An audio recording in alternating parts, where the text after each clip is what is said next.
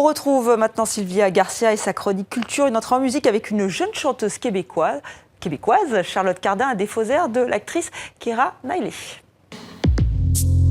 I've been around your body upside down.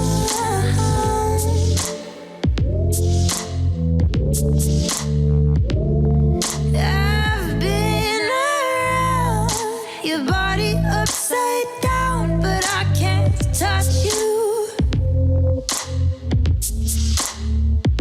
in any fucking way. It's hard as fucking hard for a reason. It's peace goodbye, black when I leave. Like it doesn't hurt. And you might never hear a peep from a nigga, so my goatee. I see you in the streets with a nigga simmer. It's me, got the girl damn sugar. It's plenty. Bonsoir Sylvia. Bonsoir Estelle. Donc c'est le nouveau clip de Charlotte Cardin. Oui, un titre en anglais cette fois Estelle. Like It Doesn't Hurt, c'est le deuxième morceau de Big Boy, un mini-album bilingue dévoilé il y a moins d'un mois, dont les 6 titres rendent bien compte de son univers assez aérien et vaporeux. Alors ce clip léché, vous l'avez vu, nous plonge dans une histoire d'amour passionnelle et tumultueuse, interprétée par Charlotte Cardin elle-même et par le rappeur Hussard qu'on entend également sur le morceau.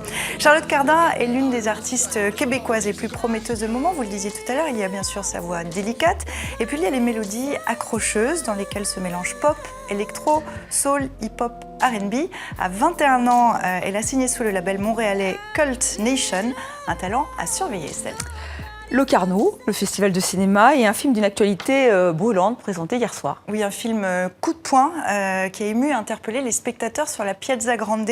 Le ciel attendra retrace le destin de 2 jeunes Françaises, des adolescentes embrigadées, prêtes à tout pour partir faire le djihad en Syrie. Julie Evard a vu le film. Vous allez comment? Je sais pas. Tenter de comprendre, d'expliquer la radicalisation chez les jeunes. Le ciel attendra est un film qui aurait presque pu être un documentaire. Presque.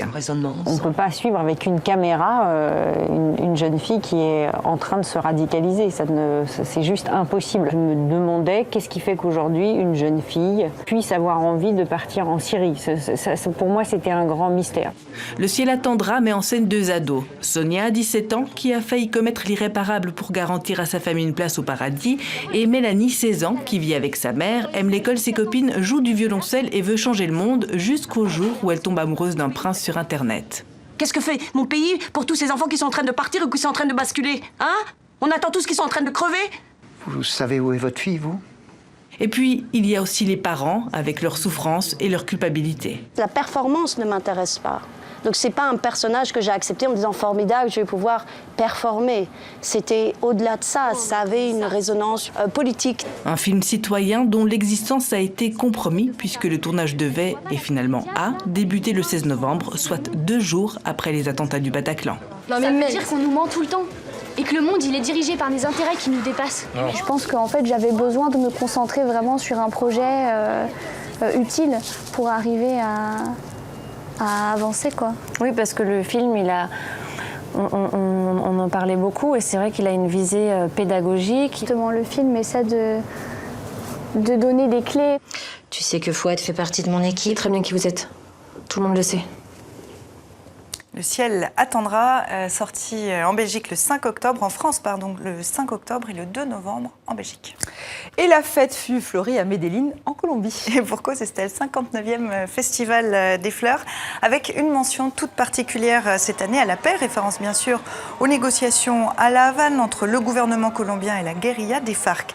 Alors la ville de l'éternel printemps, comme on la surnomme, célèbre depuis plus d'un demi-siècle cette fête des fleurs, avec au programme de nombreuses manifestations culturelles. Mais le clou de la semaine, c'est ce défilé des silleteros, les paysans de la région. Vous le voyez, ils portent sur leur dos des constructions en bois décorées de toutes sortes de fleurs, jusqu'à 60 kilos de fleurs. Merci Sylvia pour toutes ces informations.